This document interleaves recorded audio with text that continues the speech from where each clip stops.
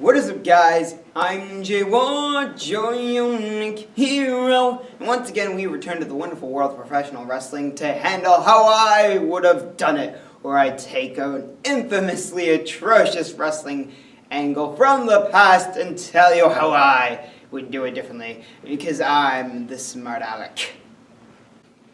So today, we take a look at the wonderful, misfortunate opportunities and adventures of the charismatic enigma, rainbow warrior, will-o'-wisp silly thing, Jeffrey Nero Hardy, and his fun adventures in TNA. So back in 2010, after he lost to CM Punk in the feud about doing all the drugs and not doing all the drugs, straight edge versus live in the moment, Jeff Hardy wound up in TNA, where he would find himself in the midst of a triple threat match for the world title, which he won.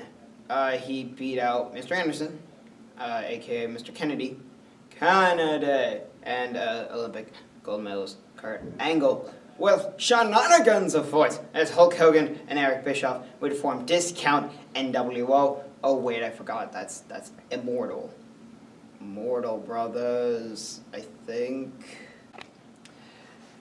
The following week on Impact Wrestling, they revealed a new title. This thing. Wow, that looks bad, but alright. This is Jeff Hardy's first time being a heel since 2003 with WWE, and that lasted all of like 2 weeks, in which case he got destroyed by the likes of Kane and Michaels and RVD, who ironically we'll get to later.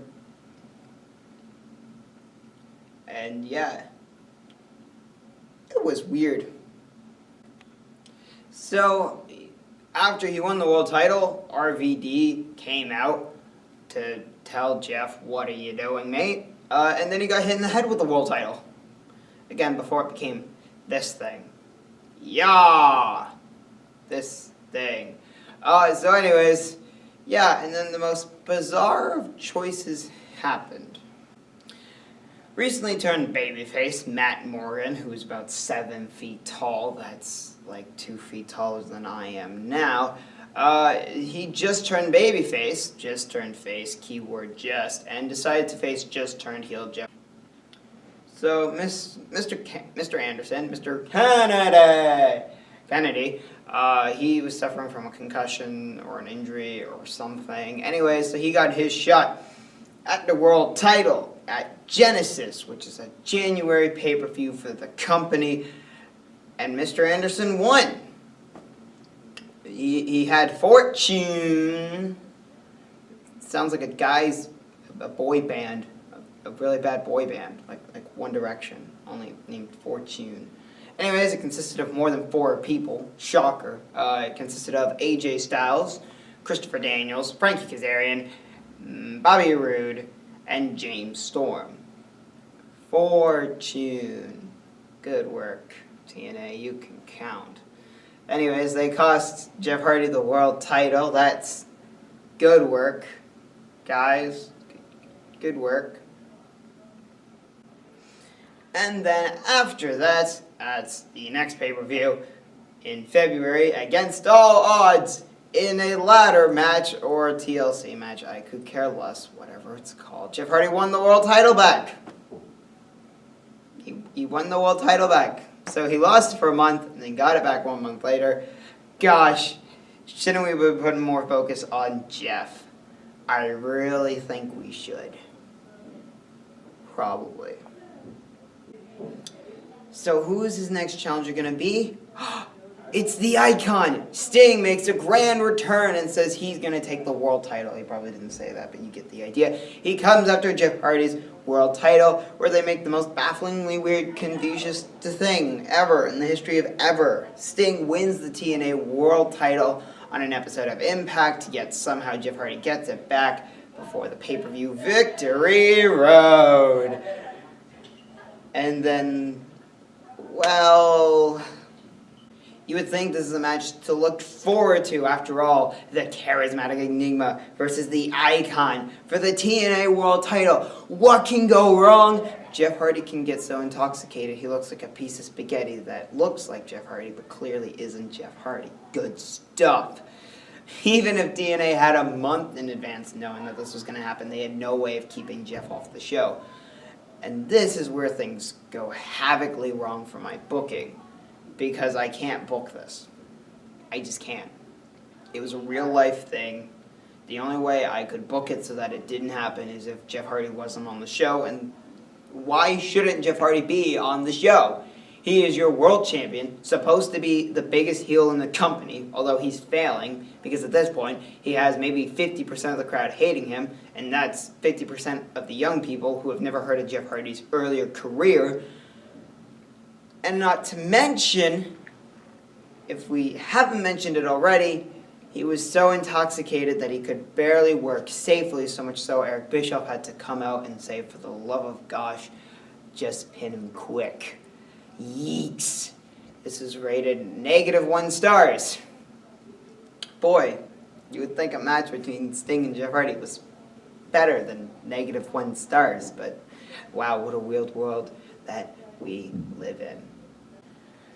So, where do we begin? Well, first and foremost, no more Swanton bombs. Just none. Stop. Don't do it. Jeff, I don't care if it's the biggest move in your arsenal. No, you are not doing it. It pops the crowd, makes people like you. Stop. The problem with this is that Jeff Hardy has been a daredevil for over 20 years. And I get it. You're the stunt man. You do the depth-defying heights. You jump off ludicrously high things. You do stupid stunts in the name of wrestling. And we appreciate you doing this for over 20 years.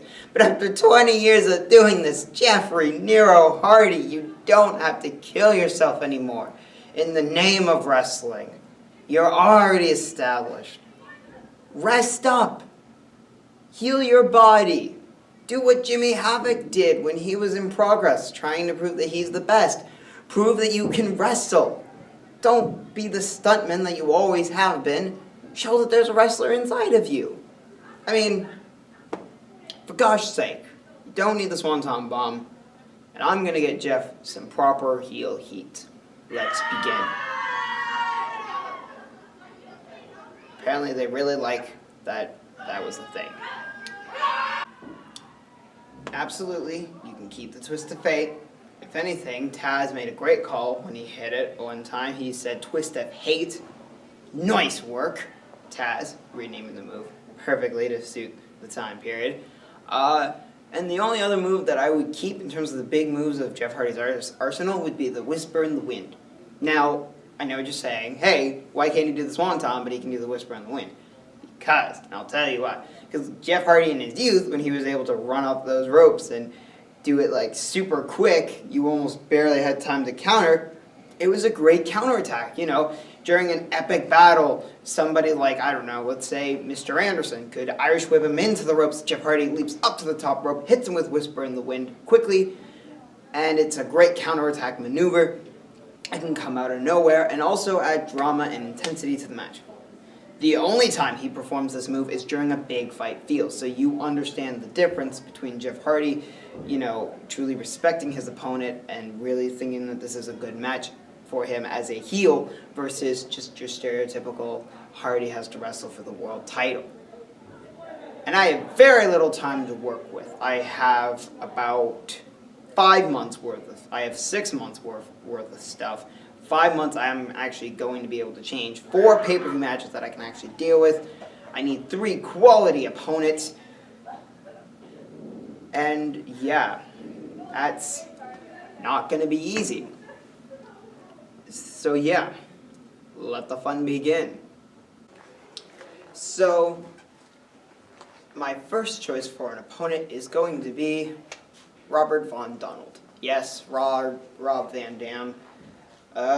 Basically is going to, in a really weird way, he's going to get the Matt Morgan spot, if you will. He's going to have the first 2 title shots, first at Turning Point, and then the next one at Final Resolution. While in between, we need to introduce the other sort of big deal players that are going to be facing Jeff. First of all, Jeff Hardy's initial turn was excellent. It worked as well as it could have. You know, you're not going to pay people to boo Jeff, and those who maybe don't understand the full history of wrestling might not understand why it's such a bad thing for Jeff to be, you know, being aligned with Hogan, Bischoff, forming Immortal. The only real heel thing that he does, besides, you know, teaming up with all those people, is smashing poor RVD in the head.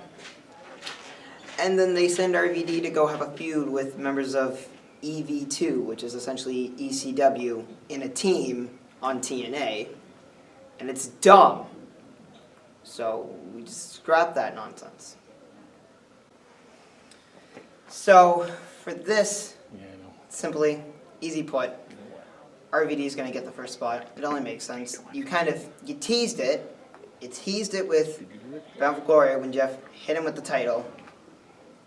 So why have him go do another thing? It's dumb. Anyways, so he is going to take the spot. Over weeks of Impact Wrestling, you can have Jeff taunting him the same way he taunted Matt Morgan, but replace Matt Morgan with RVD. Because hopefully, this should actually work. Leaving all these cryptic messages, attacking from behind, really doing dastardly things, especially to an actual fan favorite, not just recently turned face Matt Morgan. Do you want Jeff to get cheered, TNA? Gosh, you made so many dumb decisions. Anyways, so it's Turning Point. It is Jeff Hardy versus Rob Van Dam for the TNA World title.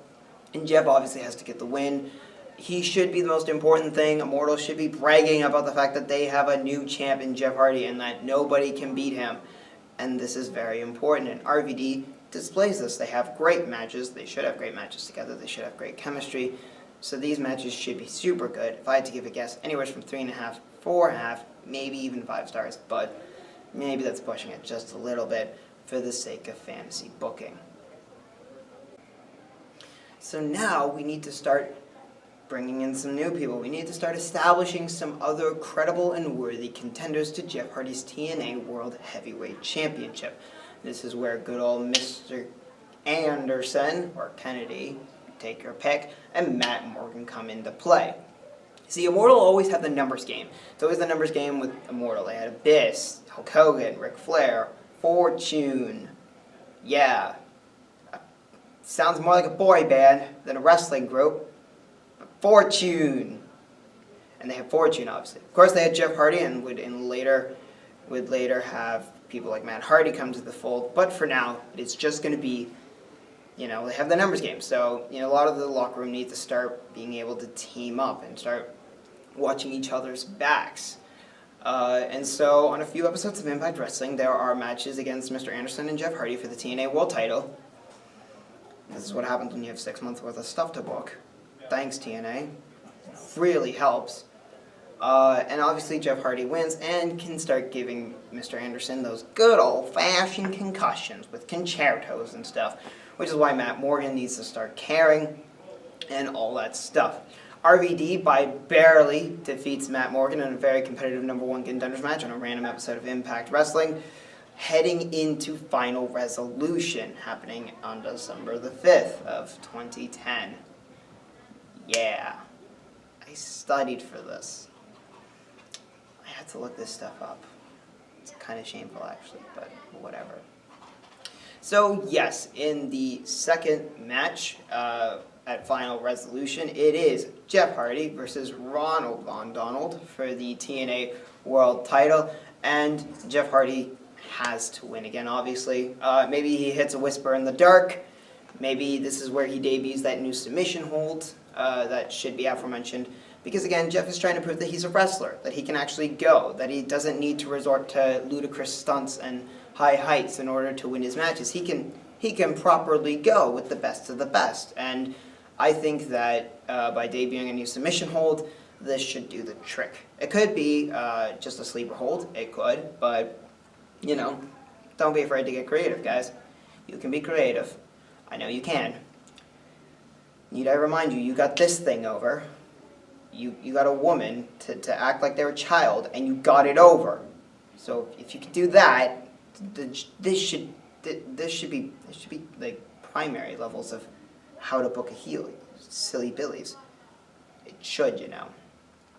Moving on to Genesis now. So we need to figure out who is going to battle Mr. Jeffrey Nero Hardy for the TNA World Title at Genesis.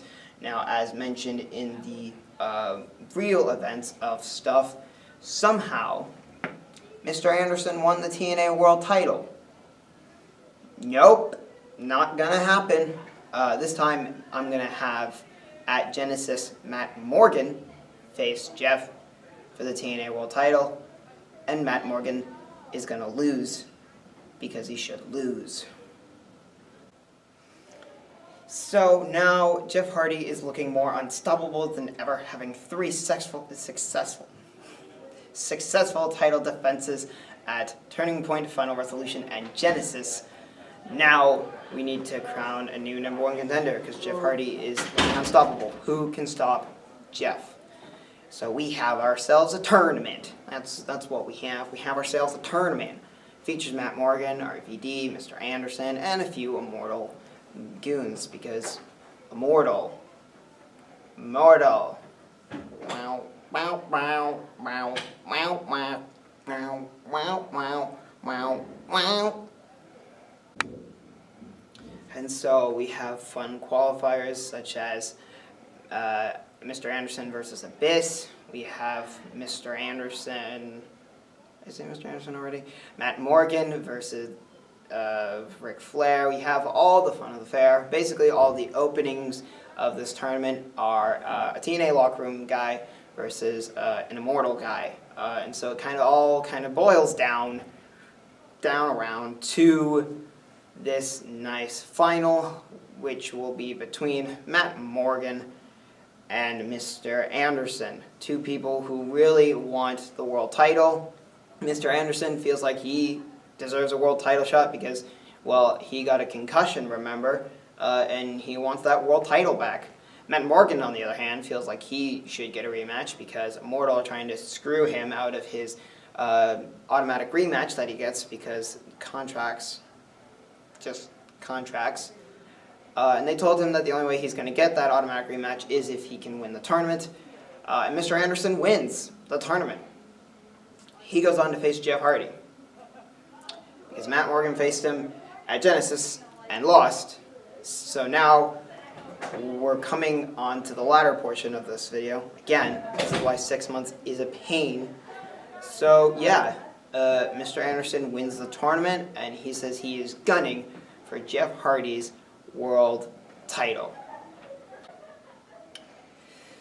However, just because this whole tournament has been taking the majority focus of TNA programming over this period of time doesn't mean Jeff Hardy isn't up to stuff all of his own, because he's certainly up to stuff of his own.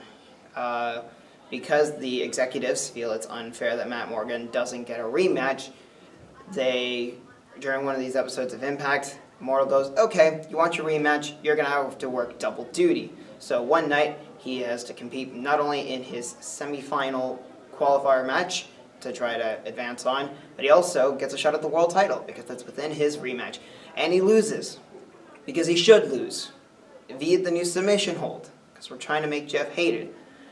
Jeff is doing everything he can to get hated, and, again, I don't expect an entire everyone to hate him, but I'm hoping after matches against, guys like RVD, Mr. Anderson, and Matt Morgan, hopefully, who's somewhat liked at this point, hopefully, that with this, it's at least 85% boos to about maybe 20 to 15, hopefully. Hopefully. That's the hope. So yeah, Jeff Hardy's been defending his title all the way up to the pay-per-view, as Mr. Anderson has been winning all of his tournament matches, including the finals. So now he's going on to Against All Odds to battle Jeff for the world title. So now we are here at Against All Odds, a fitting title thing. Now, in the real world, at Genesis, Fortune broke up from Immortal. Gosh, Fortune. What are we thinking, TNA? Anyways, Fortune, a group that consisted of 5 people, not 4, good work on counting, betrayed Immortal and allowed Mr. Anderson to win the world title. But no, that's not happening here. As already mentioned, Matt Morgan faced him and lost.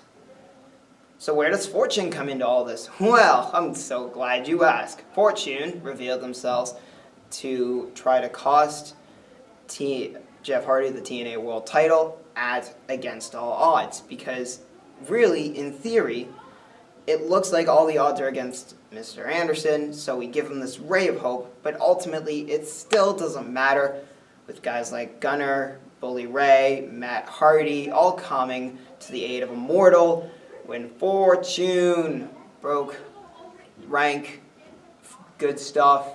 Yeah, Jeff Hardy still retains the world title. This still can keep us sort of on track. It only delays them breaking off by a month, which shouldn't matter too much in the long run of things. It really shouldn't. And this also allows, in a way, to give Against All Odds a double meaning, because where everybody thought it was going to be Mr. Anderson who had to, who had the odds against him, it turns out that it was Jeff, actually, because Fortune decided to not be with Immortal. They weren't an Immortal. Fortune. Gosh, I need to stop making that joke. It's bad. It's really bad. Jeff Hardy wins. Alright, so we're now past February the 13th at this point, because that is where Against All Odds happened. I still have to do research for this, yes. And now we bring in our final opponent, Sting. Now this is gonna be fun. So at this point, I have a genuine month from one to the other. Against All Odds happened February 13th. Victory Road happened March 13th, 2011. I have a literal month, and I don't like any of it.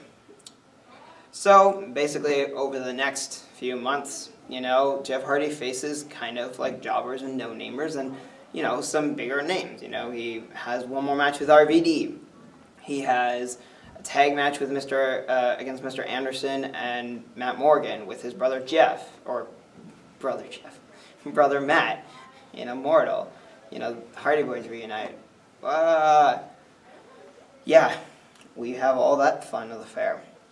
So anyways, it is a week before the pay-per-view, or it's the Impact before the pay-per-view, and the network says, Jeff, you have to defend your title against a mystery opponent of their choosing.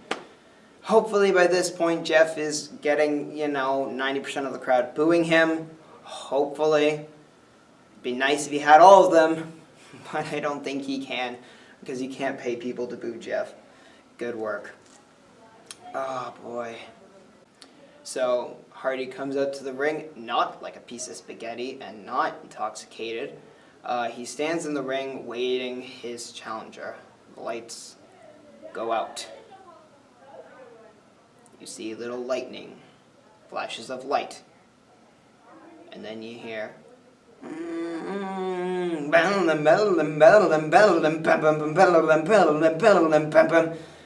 It's Sting's music hits. Sting comes out. It's revealed that Sting has been the chosen opponent for Jeff Hardy, and he's gunning for the TNA World title. This has got to be an instant classic, no doubt about it. Two face-painted icons of their generation, one mostly known for stunt work, the other known for just great sportsmanship.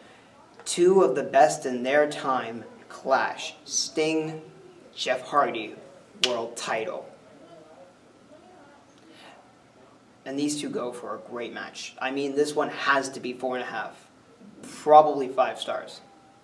No question about it.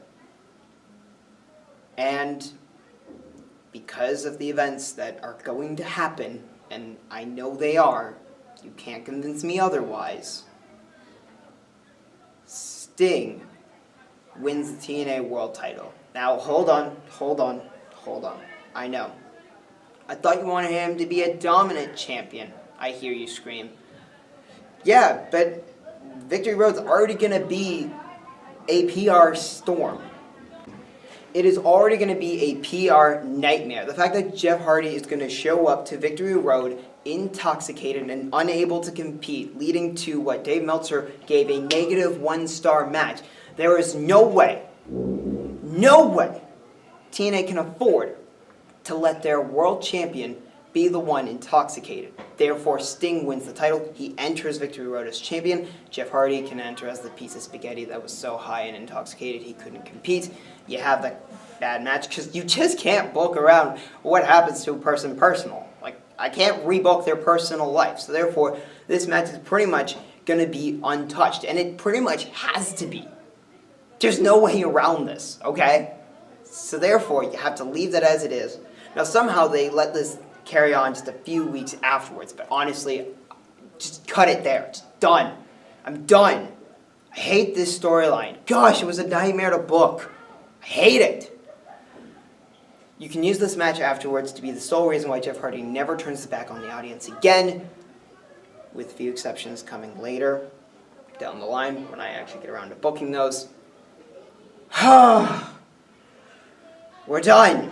Finally. 6 months, 5 great matches, a dominant world champion, and Jeff got to try something new that's rarely been seen. Let me know if you like it better. Let me know if you thought what TNA did was great. I thought it was terrible. This was a pain in the knackers to do. I'm Jay Ward. I'm done booking the silly thing. I'll see you all later.